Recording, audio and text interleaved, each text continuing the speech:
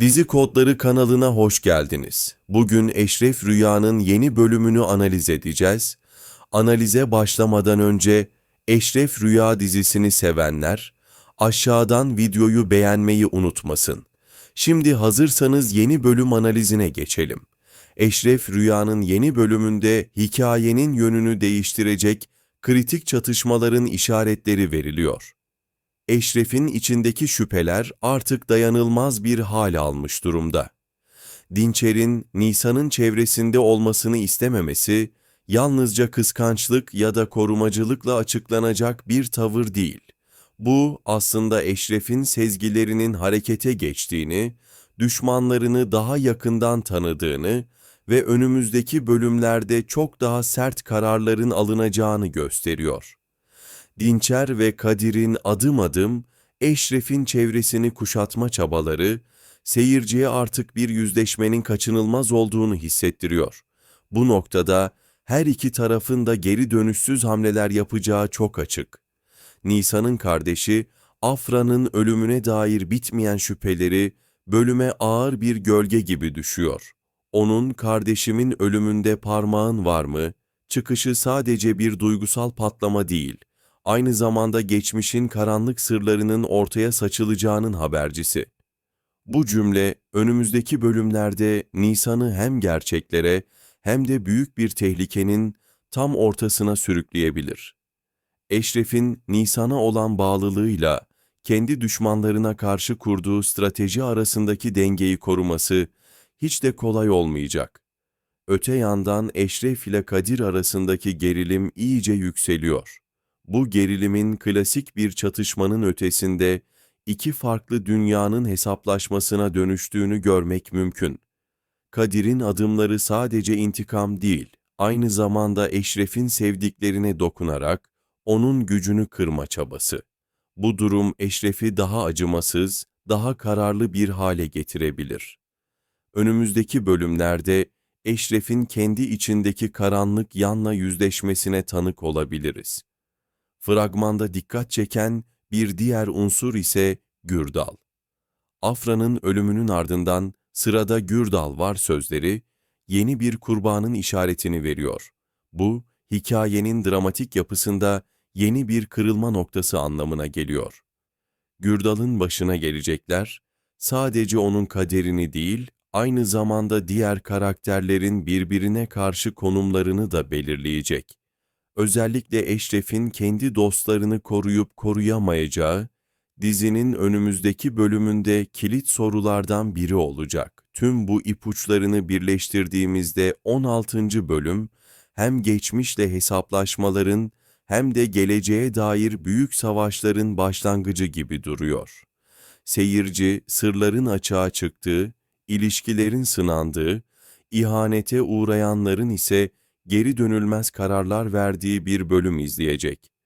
Eşref'in güven duygusu sarsıldıkça daha tehlikeli, daha kırıcı bir hale gelmesi kaçınılmaz görünüyor. Bu da diziyi sadece bir intikam hikayesi olmaktan çıkarıp, karakterlerin ruh halleri üzerinden ilerleyen yoğun bir dramaya dönüştürüyor. 16. bölüm fragmanı aslında dizinin gidişatında yepyeni bir dönemeç açıyor. Eşref'in hayatı boyunca sırtında taşıdığı yüklerin ve geçmişte verdiği kararların izleri artık daha görünür hale geliyor. Onun Dinçer'den duyduğu rahatsızlık sadece kişisel bir antipati değil, aslında kendi dünyasını koruma içgüdüsünün dışa vurumu. Çünkü Eşref'in en büyük korkusu düşmanlarının onun sevdiklerine sızması. Dinçer'in Nisan'ın yanında bulunması bu açıdan büyük bir tehdit. Bu tehdit, Eşref'i yalnızca korumacı bir sevgili değil, aynı zamanda çevresine duvarlar ören bir savaşçıya dönüştürüyor. Dinçer ve Kadir'in oyunları giderek daha sofistike hale geliyor. Onlar artık doğrudan saldırmıyor. Bunun yerine Eşref'in etrafındaki insanlara dokunarak onu kırmaya çalışıyorlar. Bu yöntem Eşref'i en zayıf yerinden vurmayı hedefliyor. Çünkü Eşref'in gücü sadece kendi sertliğinden değil, aynı zamanda yanında duran insanlardan geliyor. Onların güvenini kaybettiğinde ya da sevdikleri zarar gördüğünde Eşref'in dengesi bozuluyor. İşte bu yüzden düşmanlarının planları her zamankinden daha tehlikeli. Nisa'nın kardeşi Afra'nın ölümünü araştırmaya devam etmesi dizideki en dramatik damar. Bu hikaye çizgisi sadece geçmişe değil, aynı zamanda geleceğe de uzanıyor. Çünkü Nisan, gerçeği buldukça Eşref'in etrafındaki karanlık da daha belirgin hale geliyor. Onun kardeşimin ölümünde parmağın var mı sözleri, aslında bir kadının çaresizliğinin, öfkesinin ve adalet arayışının özeti. Bu noktada Nisan'ın tek başına kalma ihtimali çok yüksek. Çünkü gerçekleri ortaya çıkardıkça hem kendi hayatını hem de Eşref ile kurduğu bağı tehlikeye atıyor. Eşref ile Kadir'in çatışması her bölümde biraz daha büyüyen bir fırtına gibi. İki karakter arasında sadece güç mücadelesi yok, aynı zamanda ideolojik bir fark da var.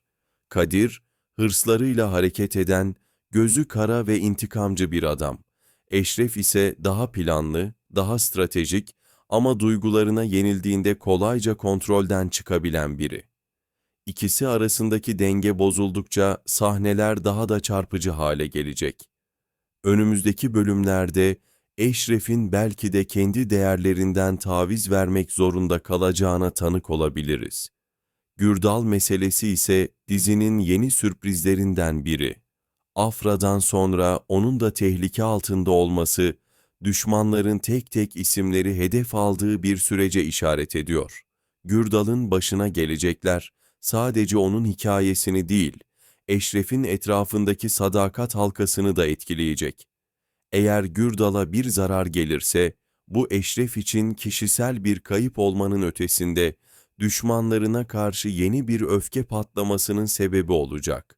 Bu durum diziyi daha kanlı, daha sert bir rotaya sokabilir. Bölümün genel atmosferi seyirciyi sürekli diken, üstünde tutacak bir yoğunluk vaat ediyor. Bir yanda Eşref'in içsel çatışmaları, diğer yanda Nisan'ın adalet arayışı ve düşmanların sinsice ördüğü tuzaklar.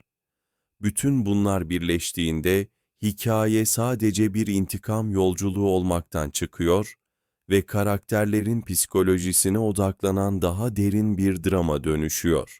İzleyici her sahnede kimin gerçek, kimin sahte, kimin dost, kimin düşman olduğuna dair şüphe duymaya devam edecek. Sonuç olarak 16. bölüm, taşların yavaş yavaş yerine oturmaya başladığı ama aynı zamanda büyük savaşların da kapısını araladığı bir bölüm olacak gibi duruyor. Her karakterin aldığı karar, diğerlerinin kaderini belirleyecek ve hikaye, küçük hamlelerle büyük felaketlerin hazırlanışına sahne olacak.